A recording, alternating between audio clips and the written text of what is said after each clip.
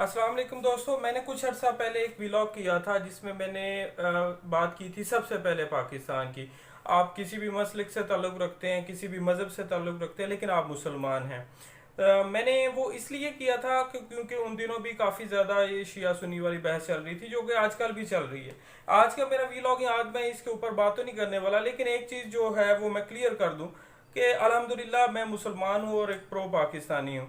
मैं जब भी बात करूँगा तो मैं अपनी पहचान से बात करूँगा। मेरी दो पहचान है। सबसे पहले मैं मुसलमान हूँ अल्हम्दुलिल्लाह, और नबी पाक सल्लल्लाहु अलैहि वसल्लम को आखिरी नबी मानता हूँ, और इसके अलावा तमाम सहाबा कराम का, अहले बैत का एहतराम करता हूँ।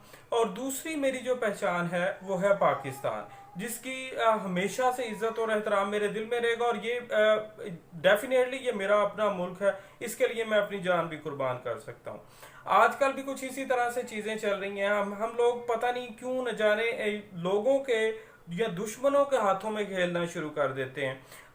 अब उसके अंदर ये है कि अब आप एक एक फिरका एक साइड पे हो गया, दूसरा दूसरी साइड पे हो गया। उसमें नुकसान किसका हुआ? उसमें नुकसान मुसलमान का हुआ, उसमें नुकसान पाकिस्तान का हुआ। तो एक तो ये चीज जो है वो, इसको प्लीज हम सबको ये देखना होगा कि हम इन चीजों को छोड़ दें।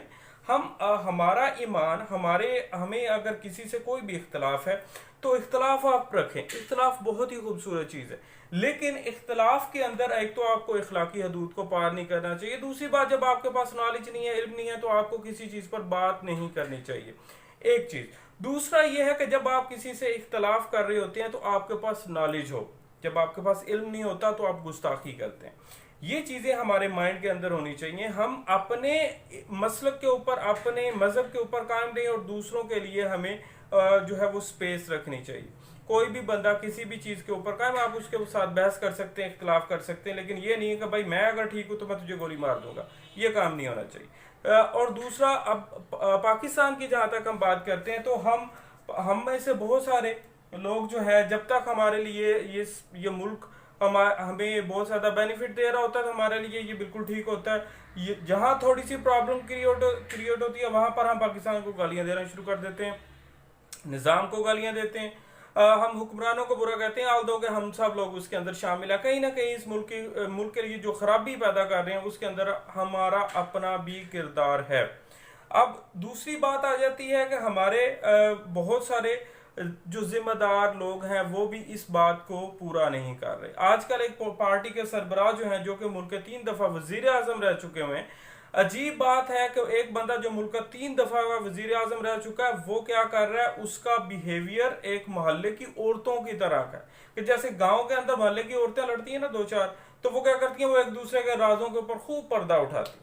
यही काम हमारे मुल्क का 3 दफा का वजीर आजम रह चुका है एक शख्स, वो लंदन में बैठा ये काम कर रहा है। वो लोगों को कह रहा है कि हमें पता है जी, हमने मिसाइल किस तरह से बनाए, हमने अमेरिका के मिसाइल गिरे थे, क्रूज मिसाइल, वो 1997 में क्लिंटन हुकूमत ने एक दफा गिराए थे अफगानिस्तान पे। उनमें एक जाकर गिर गया अफगानिस्तान, दूसरा बलोचिस्तान में गिर गया। तो वो कहता है हमने वो उठा के लेकर आए और मेरी हुकूमत ही, उस दौरान हमने मिसाइल बनाए। हाँ, तेरे अब्बा जी ने बनाए, तुम लोगों ने अपनी वो इत्तेफाक फाउंड्री है ना, वहां बैठ के बनाए थे। ये काम नहीं होना चाहिए। पाकिस्तानी है भाई, अगर आपको पाकिस्तान से कोई मसला है, यहाँ के निज़ाम से मसला है, आपके साथ अगर कोई नाइंसाफी हुई है, तो उसको आप सामने लेकर आए, आप अपनी इंसाफ की जंग लड़ें। लेकिन ये प्लीज हरगिज ना करेंगे आप जाके इस तरह की बातें करना शुरू कर दें जिससे जग हिंसाई हो, पाकिस्तान की बेइज्जती हो। सो आप एक रिस्पॉन्सिबल लोग हैं, आप लोगों की बात सुनते हैं, आपके हजारों लाखों जो है वो फॉलोअर्स हैं। आप ये ना करें कि अगर मैं हुकूमत में नहीं हूं, मैं पावर में नहीं हूं, तो मैं अपने मुल्क की जो है वो साख खराब करना शुरू कर दूं, इसके खिलाफ बोलना शुरू कर दूं। तो ये पाकिस्तानियत कहाँ होगी? ऐसे शख्स को मुल्क का वजीर आजम का चपड़ासी नहीं रखना चाहिए। ठीक है जी। तो इस तरह के काम ये मेरा मैसेज डेफिनेटली उन लोगों तक तो नहीं पहुंच सकता, लेकिन उनके फॉलोअर्स को ये कहा अगर सुन रहा, तो प्लीज अल्लाह का नाम है, आप लोग इख्तलाफ रखें, हुकूमत से इख्तलाफ रखें, जिससे मर्जी इख्तलाफ रखें, अपने मुल्क का बेड़ा गर्क ना करें। दूसरों के सामने जो है वो जग हंसाई अपने मुल्क की ना करें।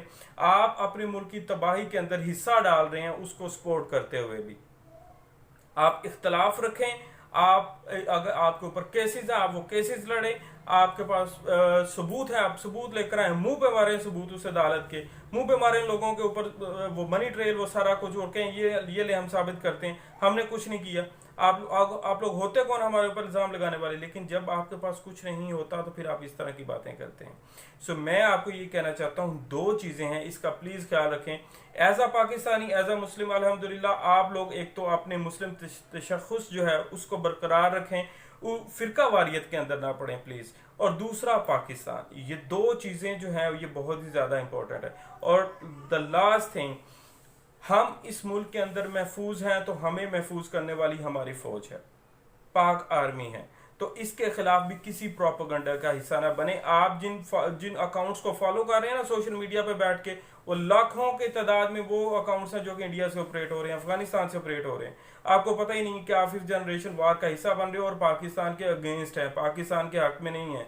तो इन चीज़ों का ख्याल रखते हुए आप डेफिनेटली ये चीज़ें यूज़ करें, सारा कुछ करें, लेकिन थोड़ा सा एहतियात के साथ। ठीक है जी, ये आज का मैसेज है। अपना ख्याल रखिएगा, अपने इर्द गिर्द के लोगों का ख्याल रखिएगा और हमारे चैनल का भी। टेक केयर, अल्लाह हाफिज़।